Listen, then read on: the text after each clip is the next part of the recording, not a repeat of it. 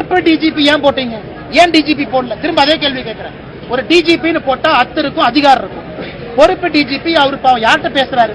ஒரு டிஜிபின்னு போட்டதானே கண்ட்ரோல் இருக்கும். இன்னைக்கு இருக்கிற மாவட்ட கண்காணிப்பாளருக்கு தெரியும் பொறுப்பு டிஜிபி அடுத்த வாரம் மாறிடுவார். ஏன்னா யூபிஎஸ்சி லிஸ்ட் கொடுத்தாலே மாத்திடுவாங்க. அப்ப பொறுப்பு டிஜிபி பேச்சுக்கு என்ன மரியாதை கிரவுண்ட்ல இருக்கும்? நீங்க டிஜிபி ஏன் போடல? Regular head of police force ஏன் போடல? அதுவும் எங்களுடைய குற்றச்சாட்டு. முதலமைச்சர் நான் வேகமா வந்தேன், நான் பேசினேன் அப்படிங்கறதெல்லாம் கிடையாதுங்கண்ணா. சரி வர நீங்கள் கையாளல.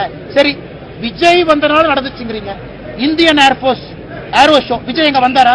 ஏன் 5 பேர் இறந்தாங்க? அதுக்கு பதில் சொல்லட்டும்.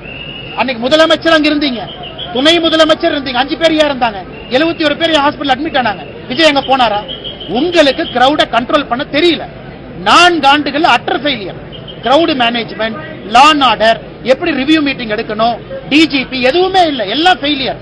சும்மா விஜய் மேல அவங்க மேல விஜய் மேல நான் வச்ச குற்றச்சாட்டு பயணத்தினுடைய வடிவமைப்பை மாத்துங்க, அதான் என்னுடைய குற்றச்சாட்டு. மத்தபடி விஜய் தான் அதுக்கு காரணம், அதை ஏத்துக்க மாட்டாங்க. விஜய் வருவதற்கும் உரிமை இருக்கு, சீமான் அவங்க வர்றதுக்கு உரிமை இருக்கு, எடப்பாடி உரிமை.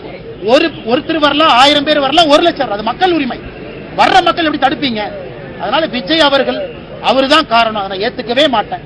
விஜய் அவர்கள் மீது இருக்கக்கூடிய தவறு அனுபவம் இல்லாத காரணத்தினால் பயணத்தினுடைய வடிவமைப்பை சரியான முறையில் அவங்க பண்ணணும், அதை பண்ணல.